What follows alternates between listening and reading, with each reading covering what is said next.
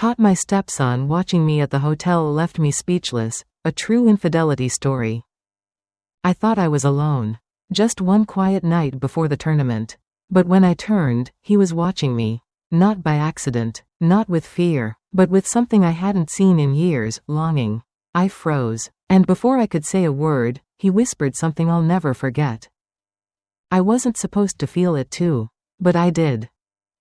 I never imagined I'd say this out loud. But here it is. Caught my stepson watching me at the hotel left me speechless. It wasn't just what he did. It was what I felt when I saw him.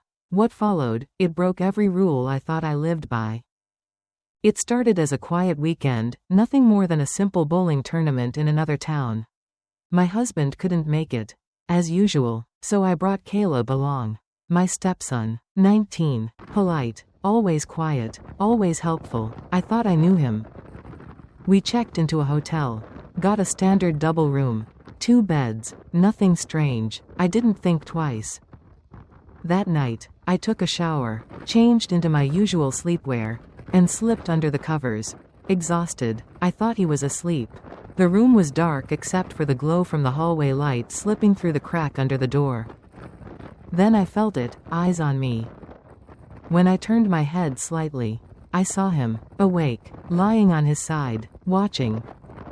For a second, I froze, my breath caught in my throat. It wasn't just the way he looked at me, it was the way I responded.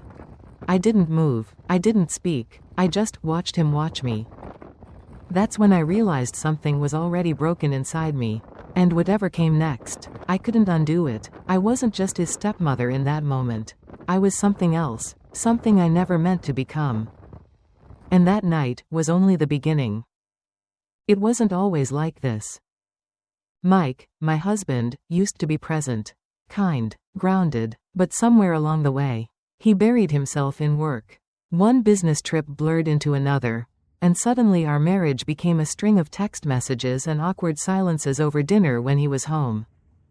For the last 6 months, it's been worse. He's away more than he's here. I stopped asking when he'd be back. The truth is, I stopped expecting him. So when the bowling tournament came up, I didn't even ask Mike to come. I just booked the hotel, packed my bag, and told Caleb he could tag along if he wanted. Caleb said yes right away. Maybe he felt the silence at home too. Maybe he saw what I never said. At 19, he's independent, respectful, quiet, but lately, I've caught him looking at me differently. Nothing inappropriate, just curious, observant, like he sees through the routine I've built to pretend everything's fine.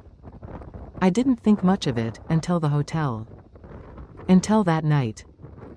Now, I look back and wonder, was I really that lonely? Or did I just need someone to notice me again? Someone who didn't already give up on me. Caleb moved in with us after his mom passed away. He was 17 then, tall, quiet, polite to a fault. He called me Emma, never Mom, but there was no resentment.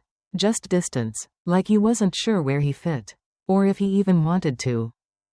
I never tried to force a connection. I just gave him space. Let him come to me when he was ready. Over time, he did little things, asking if I needed help with groceries, bringing in the mail without being told, sitting across from me at the table even when Mike wasn't home, especially when Mike wasn't home. We built something, not mother and son, not quite friends, but something gentle, quiet, safe. I'd find him sitting on the porch late at night, earbuds in, staring out at the dark. I'd join him sometimes, no words, just silence between us, but it didn't feel empty. It felt understood. He noticed things, like when I cut my hair, or when I stopped wearing lipstick. He'd say it looked nice, quickly, then look away. I told myself it was just a sweet kid trying to be kind. But in the weeks leading up to the tournament, he'd been watching me more, not in a creepy way, just longer glances, lingering eyes. I should have asked him what was going on. I should have said something. But I didn't. Because deep down, I liked being seen. And I hadn't felt that in a long time. It was just after 11 p.m. The hotel room was quiet, dimly lit by the soft glow of a lamp in the corner. I'd finished showering, changed into my sleep shirt, nothing provocative. Just an old cotton tee that hit mid-thigh, and climbed into bed. Caleb was already lying on the other bed, scrolling on his phone, earbuds in. I assumed he was watching YouTube or texting friends. I didn't think much of it. We were both tired from the long drive. I sat up to grab my lotion from the nightstand, and as I turned, there he was. Not watching his phone. Watching me. His screen was dark. His eyes locked on me like he'd forgotten how to look away. I froze. Just for a second, I waited for him to flinch, to pretend he hadn't been staring, but he didn't. He just kept looking. And I kept sitting there, bottle in hand, unsure of what I was supposed to feel. I wasn't afraid, I wasn't offended. I was exposed. Seen. Desired? Then I noticed something else. The way his blanket was bunched at his waist. The soft rise and fall of his breath. And on the nightstand next to him, his phone. Still playing a video. It was my voice. I leaned slightly and saw the screen. A clip from an old vlog I'd recorded years ago. Back when I still had time for creative things. I was laughing in it. Bright-eyed. Alive. He'd been watching me, not just now. For days. Weeks? I turned back to my bed slowly, heartbeat pounding in my ears. Something had shifted in the room. In him, in me. And I didn't know how to stop it. I didn't sleep that night. Every time I closed my eyes, I saw him, Caleb, lying there, watching me like I was something fragile and forbidden. I kept telling myself it was just a moment, just a glance taken too far. But the truth settled deep inside me, heavy and warm. It wasn't one-sided. Something in me had answered him. The next night, we ordered takeout and watched a movie in bed. Separate beds, of course. We didn't talk about what had happened. Not directly, but the silence between us wasn't the same. It had weight, a pulse. I turned off the lights after the credits rolled and slipped under the covers, trying to convince myself the tension would fade with sleep. Minutes passed, then I heard the shift of sheets. Soft footsteps on carpet. A pause by my bed. "Emma," he whispered. I turned to face him. His voice cracked. "Can I just lie next to you? Just for a bit?" My chest tightened. I could have said no, should have said no, but I didn't. I lifted the blanket. He climbed in slowly, careful not to touch me at first. We lay there, back to back, barely breathing. Then, his hand brushed mine, not by accident. I didn't pull away. The air felt electric, and wrong, and real. His fingers laced with mine. And still, I didn't stop him. It wasn't sexual, not yet, but it was intimacy, raw and undeniable. And in that moment, wrapped in shared silence and stolen warmth, I realized something terrifying. The line wasn't ahead of us. It was already behind us. I wish I could say I pulled away. That I rolled over, reminded him, reminded myself, of who we were.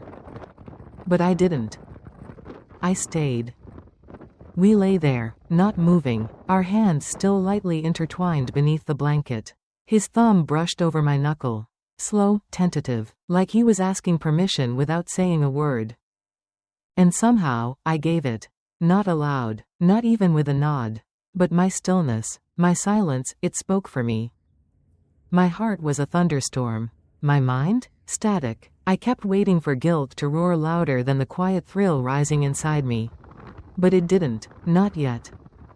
He turned to face me. I felt the shift in the mattress, the warmth of his body radiating closer. I kept my eyes shut, pretending I was asleep, pretending I couldn't feel the way the space between us had disappeared. Then his fingers, light as breath, touched my arm. Just a trace, down to my wrist. My skin responded before I could think. I opened my eyes. He froze. Our faces were close enough to share the same breath. His eyes searched mine, afraid and hopeful all at once. He didn't speak, and neither did I. There was no kiss, no whispered confession, only this unbearable pull between fear and need. I turned toward him, barely, and he understood. His hand moved to my waist. My fingers grazed his chest. It wasn't frantic or reckless. It was slow, reverent, like two people stepping into a moment they knew they couldn't undo. Every touch was hesitant, almost mournful.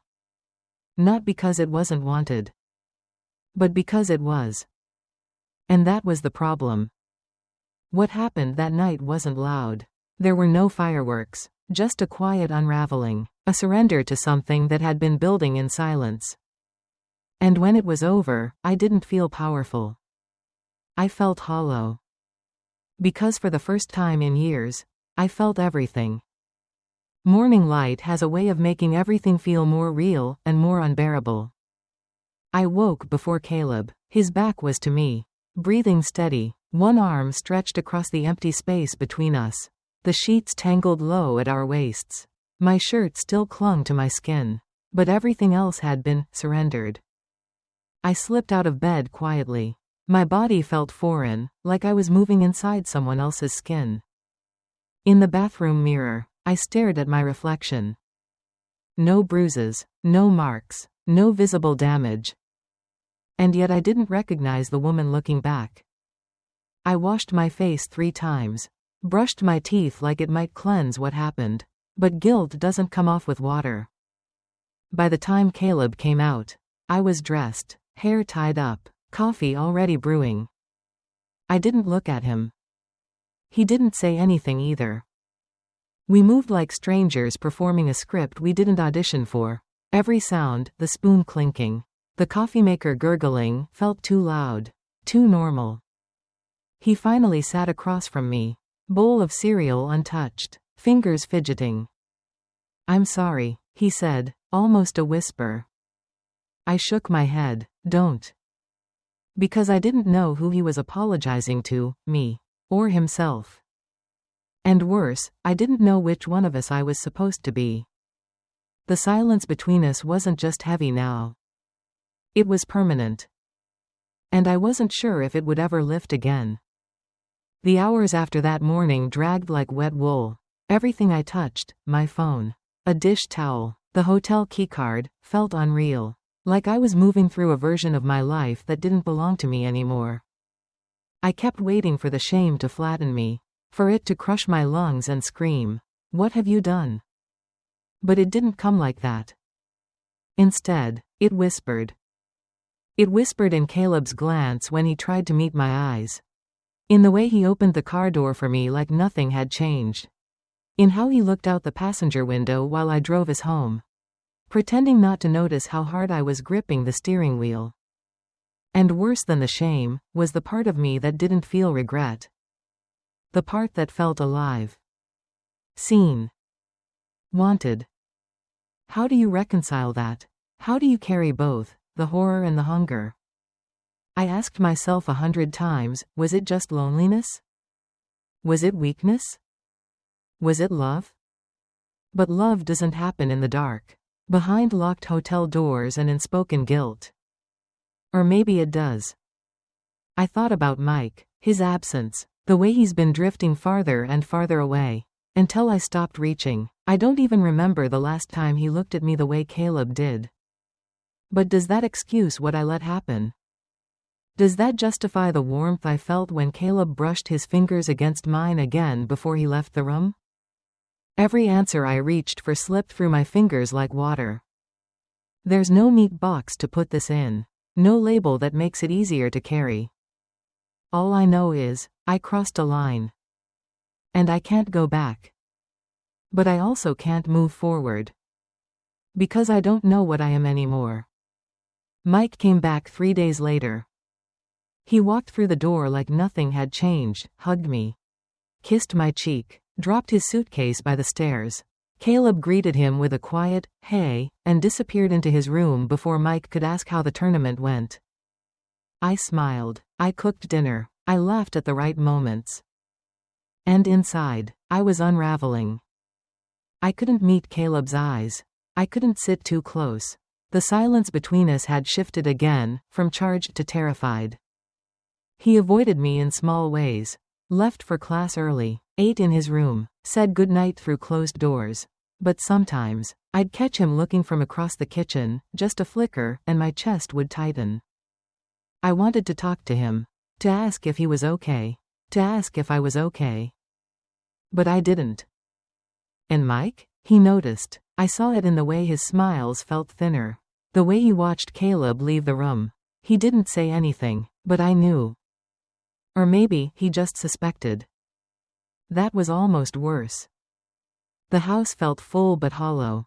Every room carried the echo of what happened in that hotel. I started sleeping with the TV on, anything to drown out my thoughts. I thought crossing the line was the hardest part. But surviving afterward was worse. Weeks have passed. Caleb and I don't speak about it. Not directly, but it lingers, in the way we avoid eye contact. In the pauses that stretch too long. In the careful distance we both pretend is normal. Mike hasn't said anything either. But I feel his eyes on me more now. Like he's searching for something I won't say. Maybe he knows, or maybe he's just tired of guessing. I walk through the house like I'm walking through someone else's life. Same walls, same routines, but everything feels altered, fragile, like a picture frame that's been knocked off center but no one's brave enough to fix it. Some nights, I find myself standing outside Caleb's door, just staring. I never knock, I never go in, but the weight of that night still presses against my skin like a bruise that never quite fades. And the worst part? I don't know what I feel anymore. Not entirely guilt. Not entirely longing. Just something broken, something I don't know how to name. I haven't told anyone, not a friend, not a therapist, not even myself, fully. So I'm telling you. Because I need to ask. Have you ever crossed a line so quietly, so slowly, you didn't realize you were already on the other side? And once you're there, what do? Do you turn back? Or do you keep walking?